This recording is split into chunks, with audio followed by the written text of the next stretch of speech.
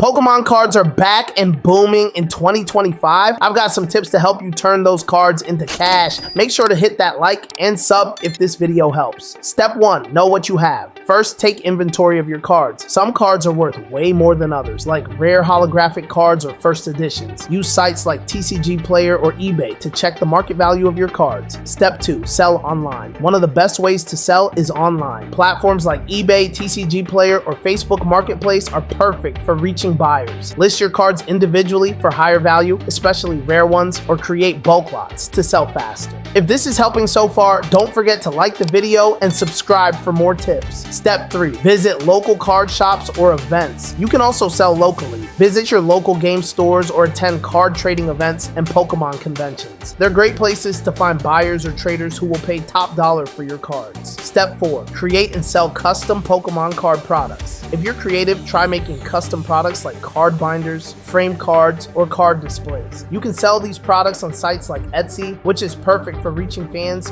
who want something unique. Step 5, buy and flip cards. Another method is to buy low and sell high. Purchase underpriced cards from garage sales, online auctions, or trade groups, then sell them for a profit when they rise in value. That's how you can make money with Pokemon cards. Know the value of your collection, sell online or locally, and even flip cards for profit. Don't forget to hit subscribe for more tips and comment for any other how-to you might need.